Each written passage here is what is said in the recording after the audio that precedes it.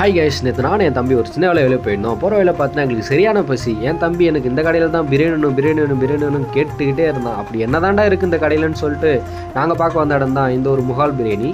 இந்த shop locate ஆகிருக்கு place பார்த்தீங்கன்னா பாண்டிச்சேரி கோட்டமேட்டில் பார்த்தா இந்த ஷாப் லொக்கேட் ஆகிருக்கு.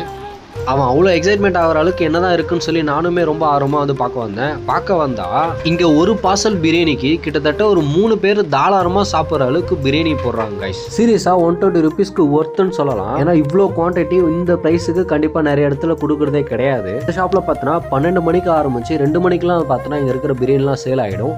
ஸோ சீக்கிரமாக வந்தீங்கன்னா உங்களுக்கு 2-3 பீஸ் வைப்பாங்க. லேட்டாக போனீங்க அப்படின்னா எனக்கு கிடைச்ச மாதிரி இந்த மாதிரி ஒரு பீஸ் தான் கிடைக்கும். நான் ரொம்ப லேட்டாக போயிட்டேன், அதனால் எனக்கு ஒரு பீஸ் தான் கிடைச்சிச்சு. நான் எப்பயும் போல் எல்லா கடையிலும் இருக்கிற மாதிரி 1 மணிக்கு 2 மணிக்கு தான் பிரியாணியே சேல் பண்ணுறாங்க தாட்டோட நாங்கள் போயிருந்தேன். அங்கே போனதும் எனக்கு ஒரு பீஸ் தான் கிடைச்சிச்சு. கொஞ்சம் மனசு கஷ்டமாக தான் இருந்துச்சு. இதோட வழி என்னன்ட்டு பிரியாணி லவர்ஸ்க்கு மட்டும் தான் சரி ஓகேன்னு மனசை தேர்த்திட்டு பிரியாணியை பார்த்து சாப்பிடலான்னு சொல்லிட்டு அந்த பீஸ் எடுத்து ஒதிரி பார்க்குற அந்த பீஸ் பார்த்தோன்னா அவ்வளோ சாஃப்டாக பார்த்தோன்னா அந்த எலும்புலேருந்து பார்த்தோன்னா கீழே விழுந்துருச்சு காய்ஸ். அந்த அளவுக்கு பார்த்தோன்னா அந்த பீஸ் அந்த அளவுக்கு குக் ஆகி வேற லெவலில் பார்த்தோன்னா அந்த பீஸ் ரொம்ப சாஃப்டாக ஸோ கடிக்கிறதுக்கே பார்த்தோன்னா பயங்கர டேஸ்ட்டாக வேற லெவலில் இருந்துச்சு காய்ஸ்.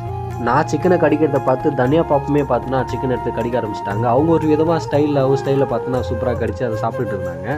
ஸோ அவங்களுமே பார்த்தோன்னா டேஸ்ட்டு சூப்பராக இருக்குன்னு சொல்லியிருந்தாங்க. சரி ஓகே, பிரியாணியோட டேஸ்ட் எப்படி இருக்குது, இவ்வளோ குவான்டிட்டியில் பிரியாணியோட டேஸ்ட்டு நல்லா இருக்காதுன்ற ஒரு தாட் கண்டிப்பாக இருக்கலாம்.